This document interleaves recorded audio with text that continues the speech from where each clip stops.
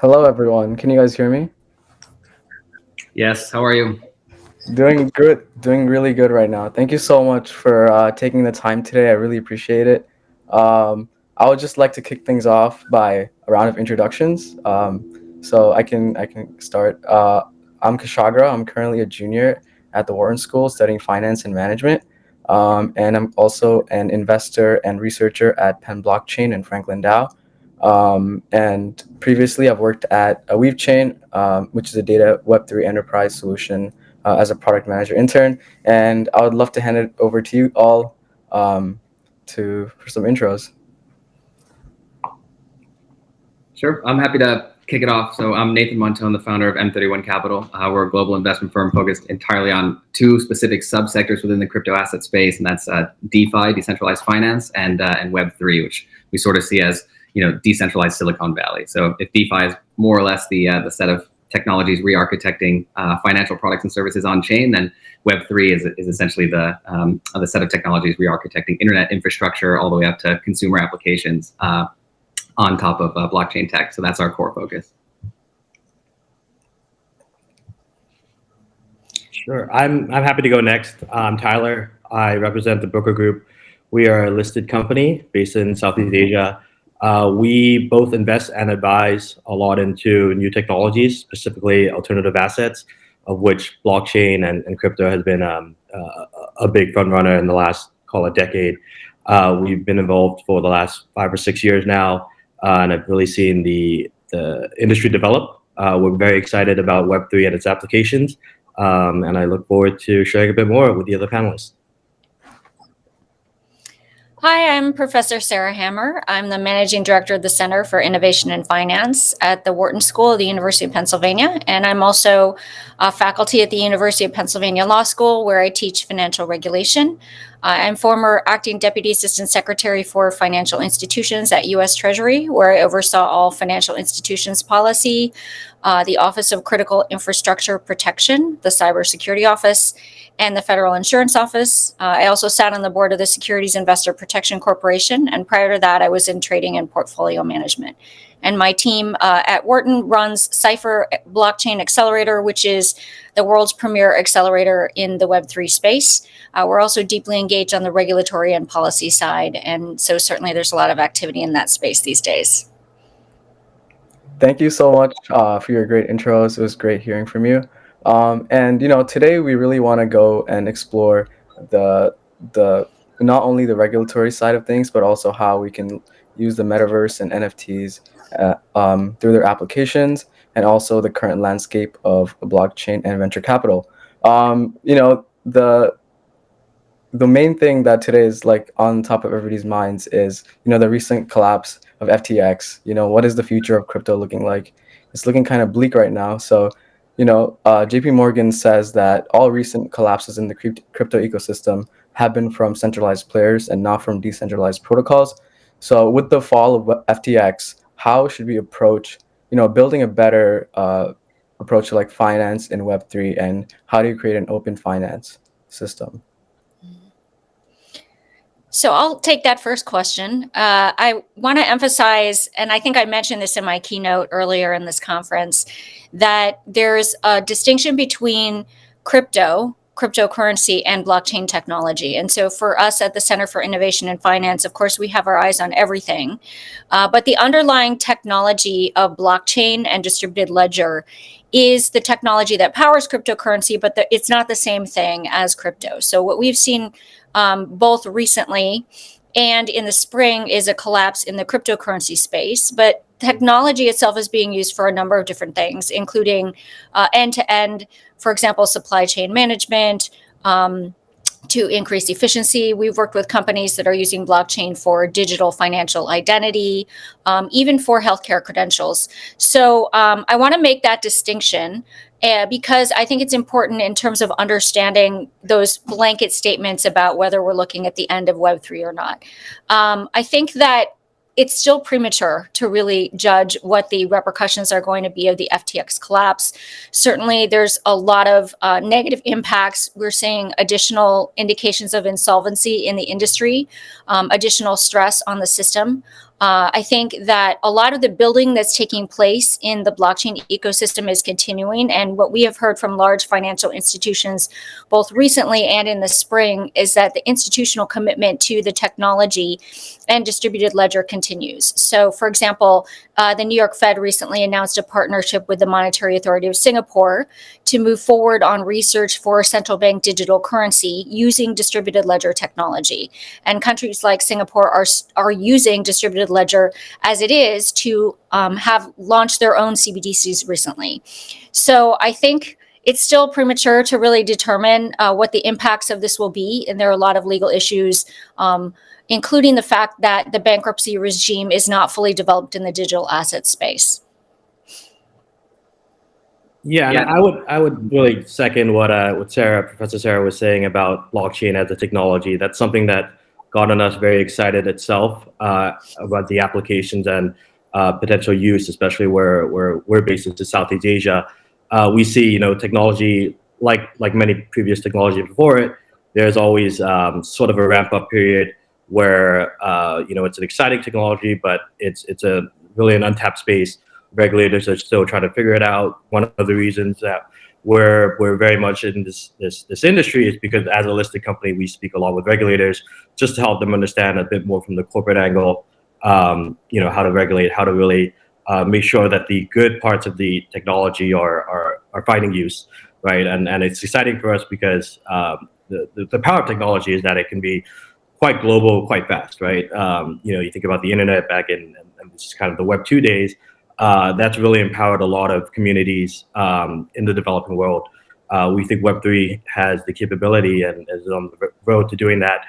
Of course, there is this whole crypto component, which again is powered by blockchain, but there are many other applications I think that are still to come, right? And I think luckily Professor Hammer definitely sees, but I'm sure at a lot of academic institutions across the world, the developed and developing. We continue to see a lot of interesting things that come out of it that are really something that we want to invest in and kind of advise and bring into society in the right way, right? So that's a bit on what I would say in terms of blockchain and crypto. Nathan, I'm sure you had some thoughts too.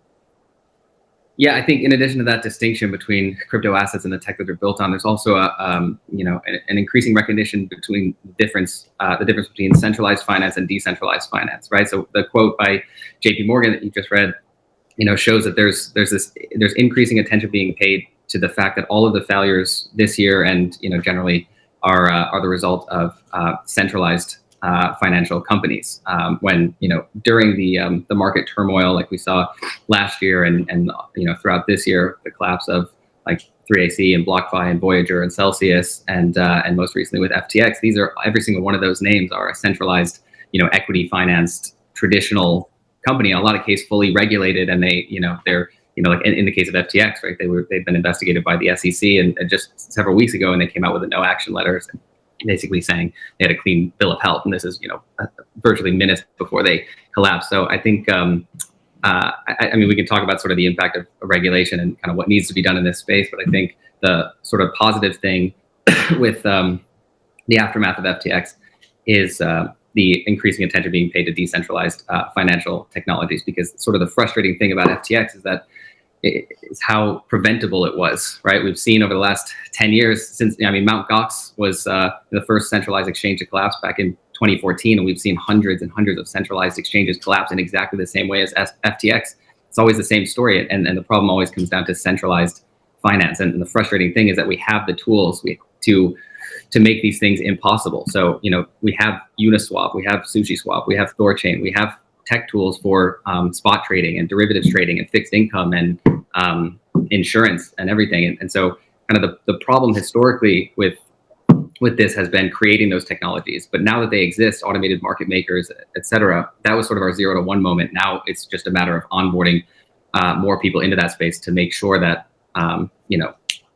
fiascos like FTX are impossible. I think that's sort of the promise of code-based finance. If I could just add one more thing, I think there's many important points that have been made here. Centralized finance and decentralized finance that question really goes to the heart of some of the things that we've been thinking about all along when it comes to blockchain technology and crypto. And they have different attributes. So a centralized system can work in some cases, but there needs to be proper governance. And that's one of the areas that will have a strong focus as we move forward with looking at what happened with FTX. There needs to be corporate governance.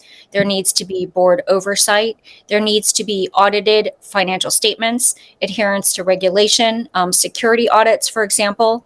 On the decentralized side, again, there's different attributes to that type of system, but there are also protections that need to be adhered to. For example, has the code been audited? What are the cybersecurity protections? Who controls the underlying infrastructure? Who's settling different transactions? So the important thing is that we're thinking about what are the attributes of each type of system, and are the protections that are needed that are appropriate to that system in place.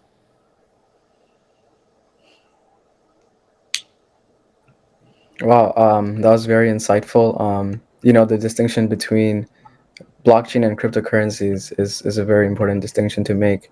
And also this debate between centralized and decentralized exchanges. And Sarah, you kind of touched upon this before, but I would love to kind of go into how do we ensure that crypto financial organizations are held accountable for what they do, and how can we make it better for the future?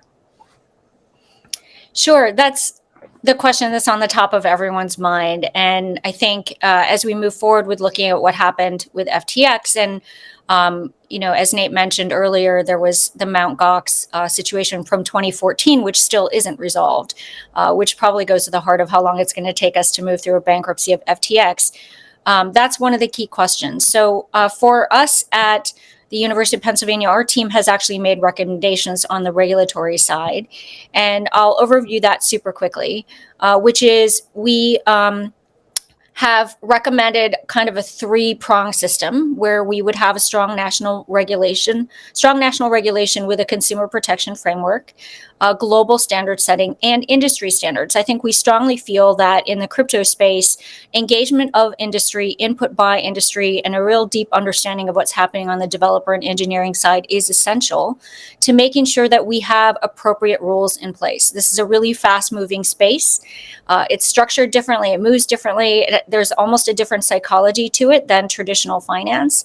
And so those three things, including the engagement of industry, are essential. And then on the consumer protection side, we've made recommendations around things like disclosures, for example, auditing, making sure that transaction settlement is clear, reserve reporting, and a lot of those reporting type issues can actually take place on chain, leveraging the power of technology. So certainly there are regulatory and governance things that we can put in place, but I'll add that, those are regulatory issues, and then there are criminal issues. And I'm not suggesting that we need to go down that path, but I think that's a separate matter. And in certain cases, the regulation is a civil matter, and the criminal issues will be handled by a different body of law. And I don't have the expertise to comment on that, but I think our job as policymakers is really to think about what are the regulations in place that can provide disclosure, accountability, reduce conflicts of interest to encourage good behavior in the industry.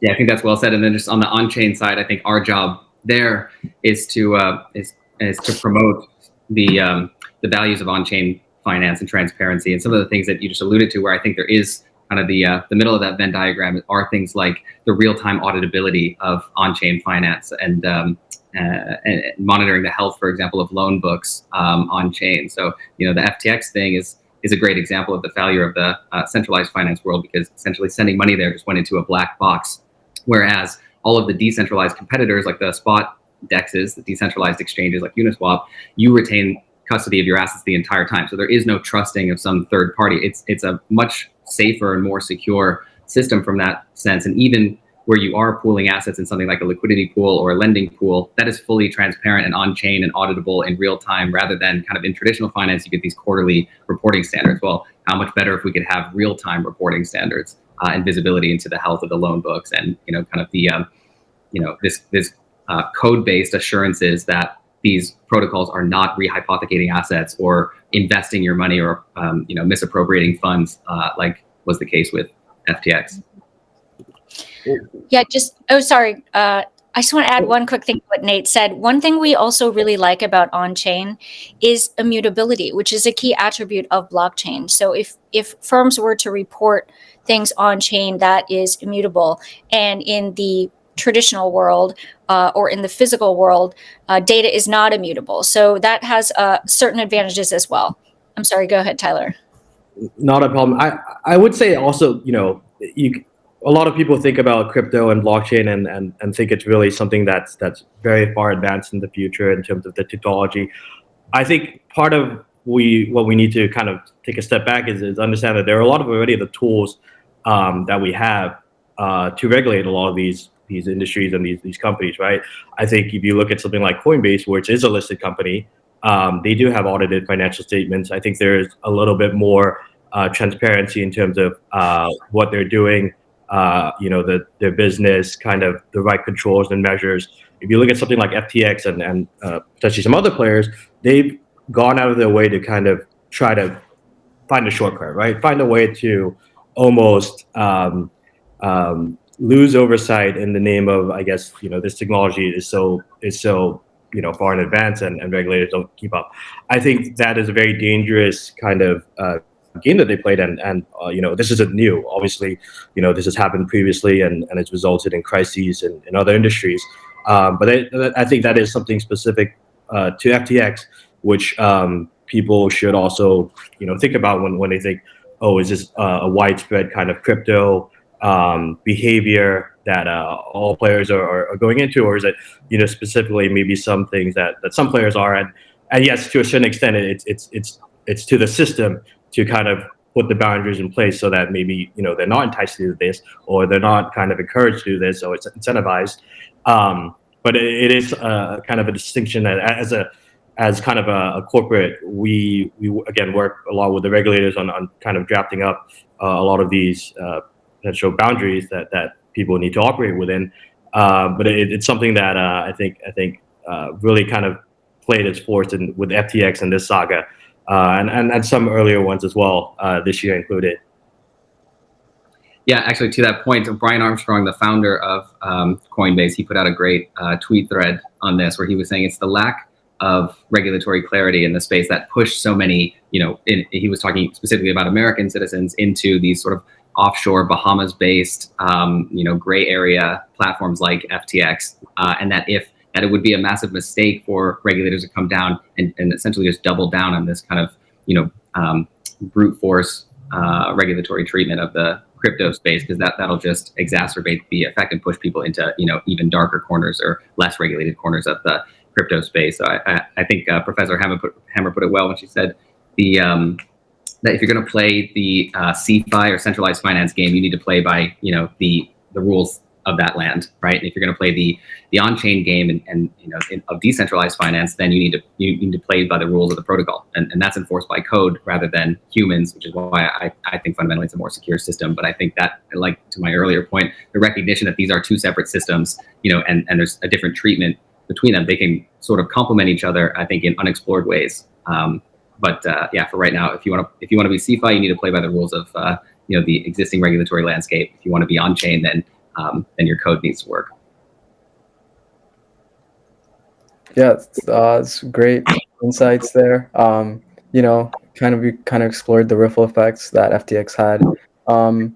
You all kind of touched upon this previously, but I would love to hear more about how do you think the FTX saga kind of affected the rest of the industry in regards to future developments, and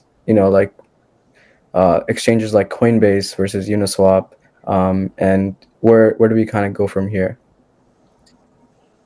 I'm happy to start here, but and this is something that's been top of mind for I'd say the last couple of weeks. But fortunately, it's kind of really put a bit of a distrust in the system and what's going on within the industry, right? Just because of how to a lack of a better word, but momentum that's been going on for the last 2 years in the space.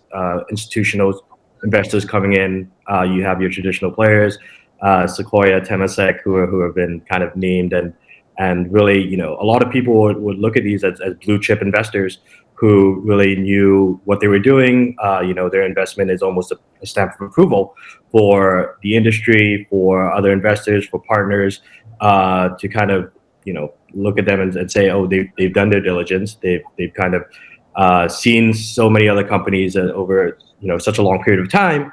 And, you know, I think, you know, kind of an investment would almost certify that their operations are solid, right? Unfortunately, we've seen that that's not the case, and that's really kind of put a question mark on a lot of things that are going on in the industry, right?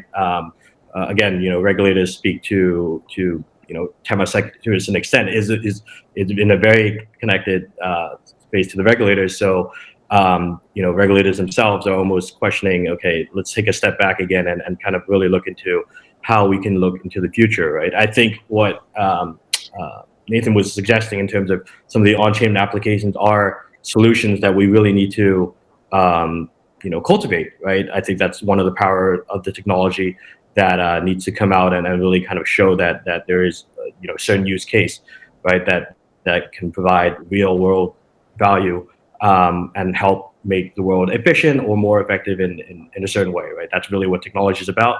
And that's something that you know, is still yet to be seen, but something that we think can really be harnessed in the next year or two, hopefully. I'll jump in next. So I thought that was really well said. The way we're delineating it in our minds, in our research laboratory, our blockchain laboratory at the Wharton School, is really in 4 categories.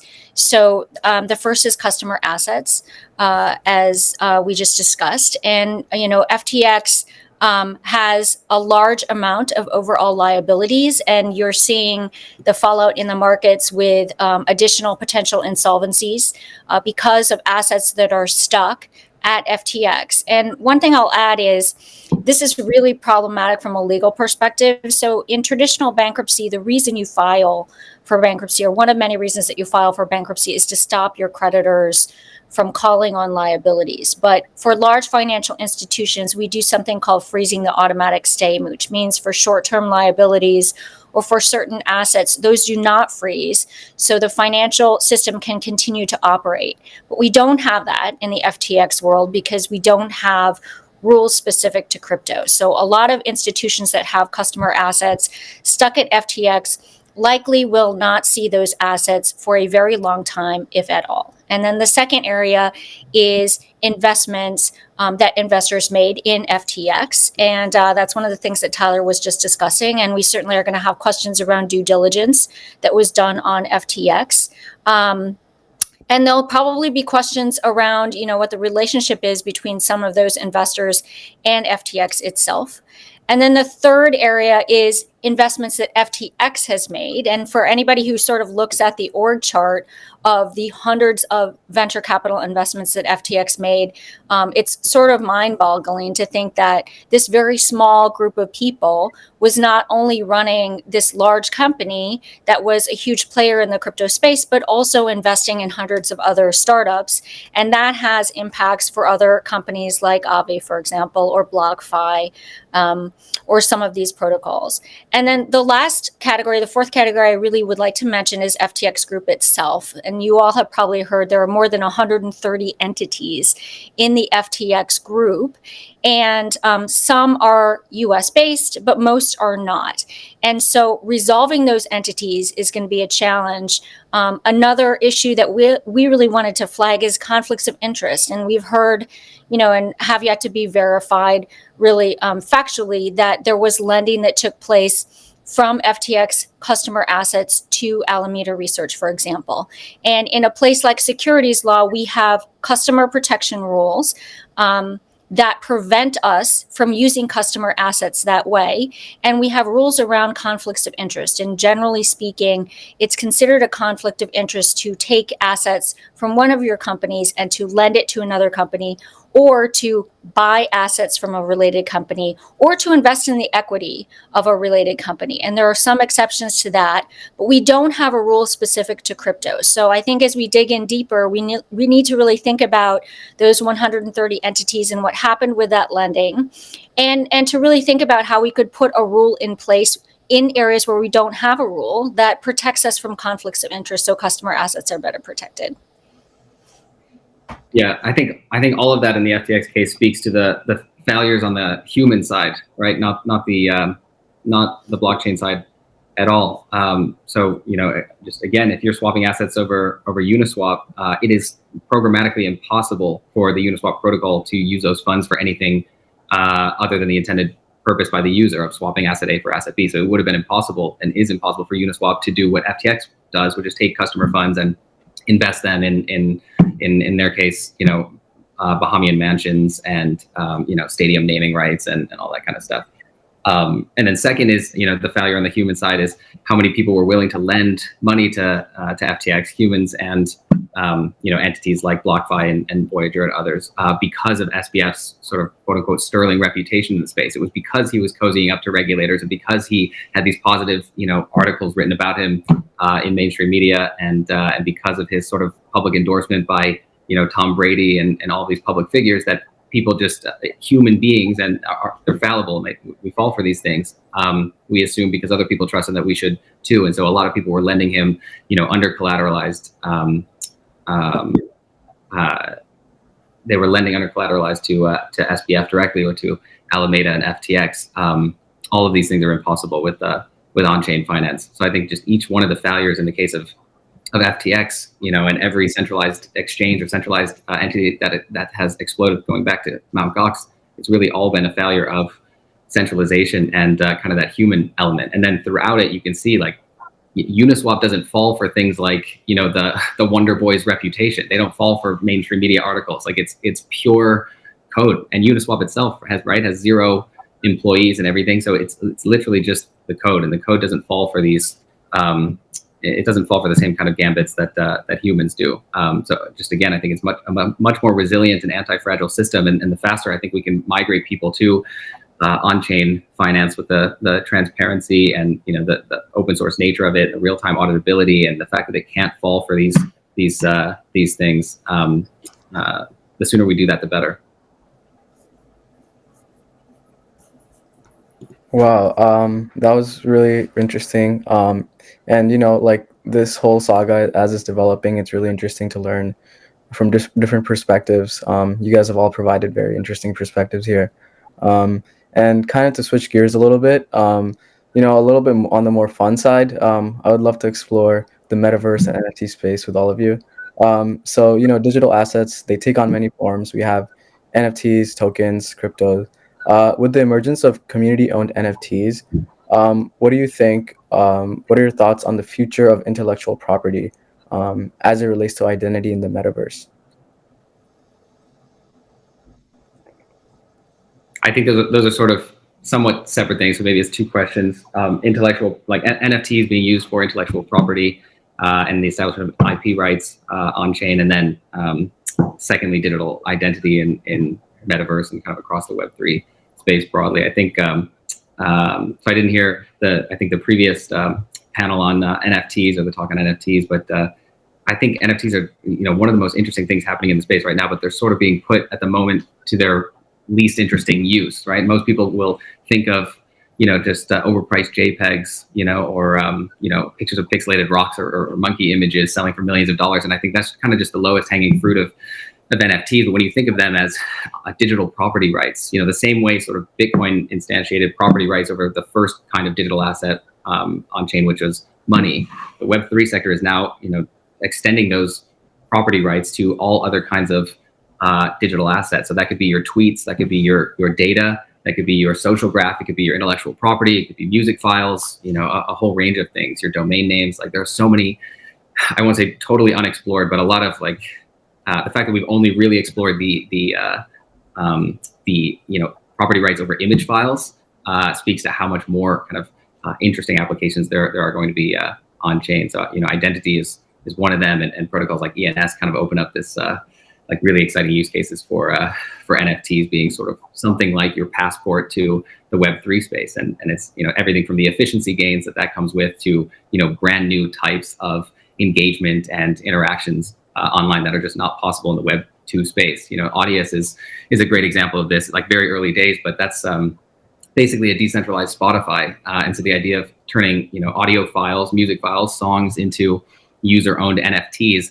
I mean, that's a really interesting thing in and of itself, but now it opens up like so many new kind of channels for participation on chain. That could be going long music, right? You can short country music and go long rap, or like all these kind of interesting things.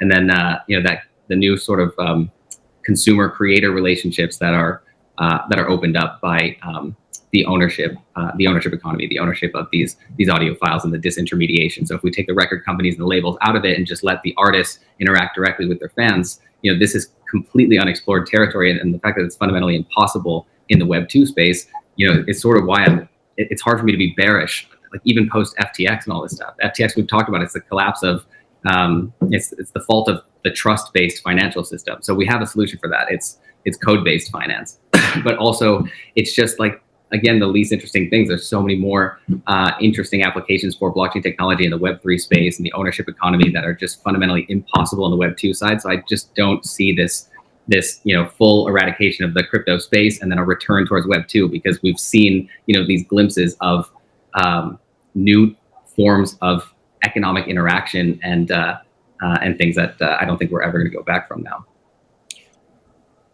I would say this is kind of goes to the core of what Web3 is, right? And I think that's what's really exciting about everything that's going on in the space, with whether it's Metaverse or NFTs. I think where they are in their journey in terms of how applicable they are to common day use is still being figured out. But I think one of the underlying kind of aspects that's undeniable is kind of our own lives, depending on where we are, and even earlier. Is more digital, right? People are spending more time digital. They're using more of the spaces in the digital world. A lot of it was, to a certain extent, maybe accelerated by COVID. But then again, there's a lot of positive aspects of technologies that people are using now, right?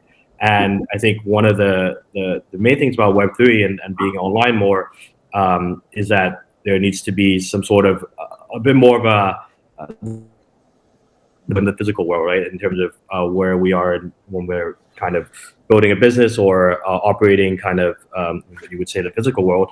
But in the digital world where, we spend more time, NFTs, property rights, these are the kinds of things that need to kind of also be in that world. And that's where NFTs can be very useful, right? This is where, IP rights can help come in. The metaverse itself is separate, but I think there are a lot of things that could be harnessed very well from the metaverse, right? If you look at kind of, especially in emerging markets, right, the power of technology can really be revolutionary.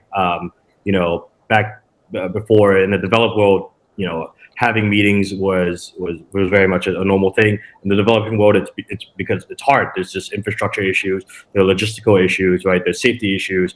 If everyone is on Zoom, actually, it's pretty much similar for everyone, which is great, right? That's really the power of technology. We can have a discussion halfway around the world because everyone's connected through the internet. I think that's something that the metaverse can help bring to a lot of communities in a very fast way, right? I think that's something that is really exciting about Web3 and something that we're very much looking forward to, and hopefully the projects will kind of come out of it.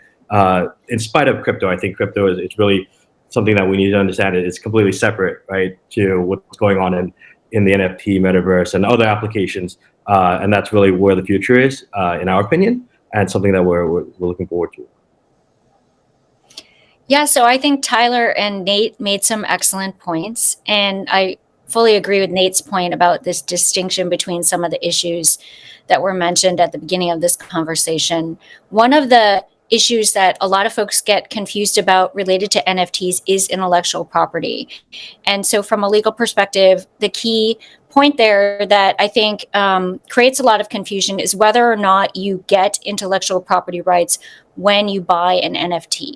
And the answer is not always. So for example, if I'm the authentic creator of a piece of art and I mint an NFT, and I sell that NFT, what I am selling, generally speaking, is a license to view that intellectual property or to use that intellectual property. It's not the original copyright itself, unless I decide to put a document in the NFT that says that I am selling that intellectual property. So that's a point that a lot of folks get confused about, but it's really key for dealing with NFTs in arts and entertainment, because if you are minting an NFT and you are not the authentic owner of that intellectual property, then you may potentially be violating IP law. I fully agree with Nate's point that the digital asset of the NFT continues to have great propensity for other applications beyond arts and entertainment. And this is actually something I've written about in the Wall Street Journal, which is the NFT itself is simply a digital asset that's not fungible, that sits on blockchain. And so it has a lot of really interesting attributes, both because of its own structure and because of blockchain, things like immutability, for example, but also provenance, or the ability to track the history of the asset over time. And that's why we see NFTs used in arts, because in the physical art world, we've historically tracked provenance using paper or old methods of tracking on technology and data. But in the blockchain world, the NFT itself can track the transaction history, date and time, amounts, even other historical information that can be really useful. And so that makes the NFT potentially useful for other things like managing healthcare data or providing a diploma from the educational side. We've actually worked with companies at Wharton that are using NFTs for managing energy data, for example. So all of us, when we use our computers, we consume energy, and typically our energy consumption data is protected by privacy law. So if I'm a company that wants to find the most efficient use of energy, I can't access your data unless you give me permission. And one potentially great way to do that is by you having your own NFT that you give me permission to access. I can then run my energy analytics, and I can decide what's the most efficient use of allocating energy. So there's a lot of potential, really interesting uses for NFTs in that space beyond arts and entertainment. And I think with that is a very untapped area. And I agree with both Tyler and Nate that there's a lot of propensity there. The volatility that's taking place in crypto certainly is going to color people's perceptions of all kinds of digital assets, but the technological attributes of NFTs themselves remain potentially really useful. And then the last thing I'll just mention is I agree with Nate's distinction about metaverse as well. I really see metaverse technology as distinct from blockchain in some ways. Metaverse tends to be combined with conversations about crypto, but at its essence, the metaverse technology is a combination of AR and VR technology, and that can be used in combination with blockchain, but it can also, again, be used for things like healthcare, right? So during the pandemic, a lot of people did their remote healthcare visits in the metaverse, and that can be a really great way to apply the technology. So I just wanted to add that distinction, but I think there's some really interesting healthcare educational uses for metaverse as well, and it makes video games fun. Yeah. And I think we talked a lot about the problems with centralized finance, but we didn't talk as much about the problems with centralized technologies, right? So I think that Facebook and Google, et cetera, used to be seen as kind of the underdogs and the good guys, and increasingly they're seen as kind of these gargantuan kind of like tech oligopoly that's doing all this nefarious stuff. I mean, it is basically what FTX was doing with user funds is exactly what Google is doing with user data every single day. Right. And so to the extent that we can decentralize a lot of these things, the better. And I think the way that we get there is through NFTs. Right. So right now it's the users online that are doing all of the work. Right. Facebook would be worth nothing without the users on there posting photos and everything. Twitter would be worth nothing without all of us tweeting all day long, et cetera. But yet none of that value accrues to the users. So NFTs, by sort of instantiating property rights over your digital activity, your tweets and the photos that you're posting and the data that you're generating and everything allows for the first time ever users to profit from their contributions to the internet. So there will be really interesting applications like, I think the way that it should work is essentially all of your tweets are NFTs that you license back to the platform, right? Because that's essentially what's happening now is that you're tweeting, you're doing all the work, and then Twitter is able to just take those tweets and monetize them without returning any of that value back to the user. Now, if we have property rights over the content that we're generating online, it shifts the power structure between the users and the platforms that they're using. And I think what's getting called the ownership economy is the most exciting thing happening in the crypto space right now. Wow, very, very insightful there. The distinction between the NFTs and the metaverse, and also how, NFTs as a technology is going to be something that, existing players are going to have to consider in the future. Kind of on that note, I would love to hear your thoughts on how traditional players in Web2 should think about forming their digital identity, and should they be investing in the space for the future?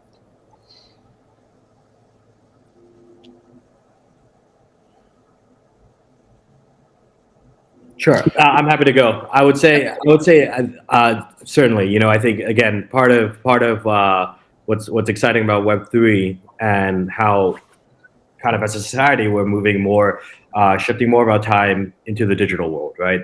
People are spending more time on their phone, on on TV, or consuming data and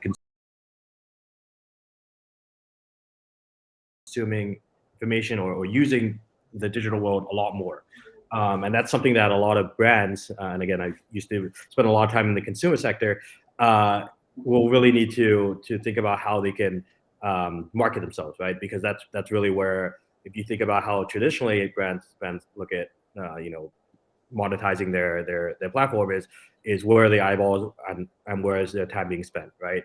And in the physical world, it was very easy to kind of tell. It moved into digital in terms of TV, in terms of advertisements online, but now it's going to be even more so, right? In terms of where this is being consumed and what distribution channel, I think that's very much still up in the air in terms of, is the metaverse going to be something in the next 1 or 2 years, or will be more in the future?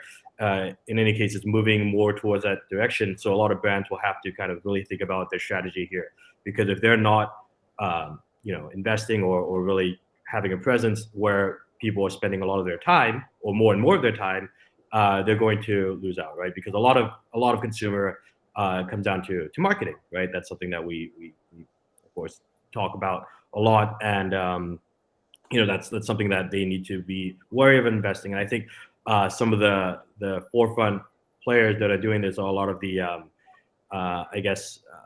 really, again, the guys with big brands, right? So a lot of luxury companies, or even Nikes, right? Nike just released the Nikeverse, actually.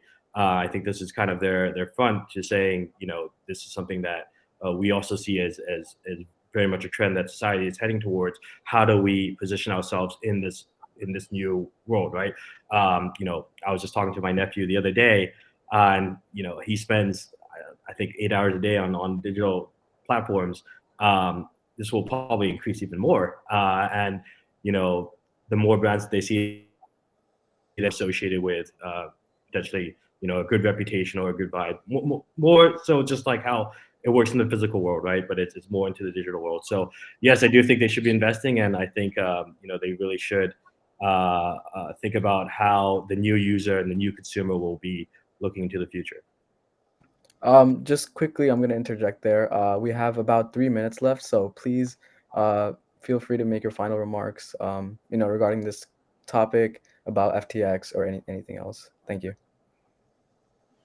I'll just make a 1-minute remark on your question, and to follow up with what Tyler said.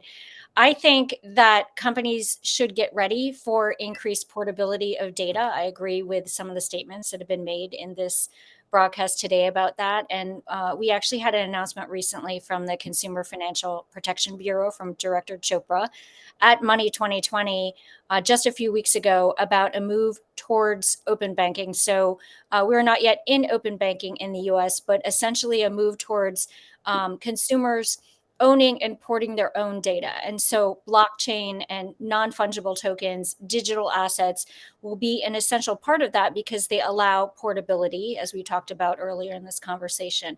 And that may have the potential to increase privacy, control over your own information, the value of your information. I think that is really important potential change going forward. And I'm glad to see that, my colleagues and that Game Changers are thinking about what things will look like going forward. Yeah, I think the last thing I would say is just that decentralized technologies are able to do what all of the incumbent tech in finance and Silicon Valley are able to do, but better and faster and cheaper, and with more transparency and better treatment of the users. So we have, for example, Uniswap has, it's pure code. It has no users, and it now processes more trade volume than Coinbase, the centralized exchange with thousands and thousands of employees, right? So I think the greatest thing about decentralized technologies is that it puts this pressure on Wall Street and Silicon Valley and many other industries to either dramatically reduce by orders of magnitude their cost structures or dramatically increase their treatment of their users, right? As a Web2 company or as a TradFi company, how can you possibly compete with a decentralized code-based alternative that has zero overhead, zero costs, zero employees, all of this, and they do exactly what you do, but better and faster and cheaper, right? The only option is really to improve your treatment of your users, right? Treat your customers better. And so for us as the end users of these products, it's really a win-win. And that's what I love so much about this space. We'll either see a dramatic cost reduction or a dramatic increase in our treatment, ushering in things like new economic models like the ownership economy, or just dramatically cheaper price points for the products that we already use. So again, it's just very hard to be bearish here on the Web3 space. Well, I just want to say thank you all so much for joining us today. It's been great hearing your thoughts, and this made me really bullish about the future of Web3. So thank you so much, all of you, for joining us today and joining us for the Game Changer Summit. And see you guys. Yeah, thanks so much. Thank you so much. Thank you. Thank you so much.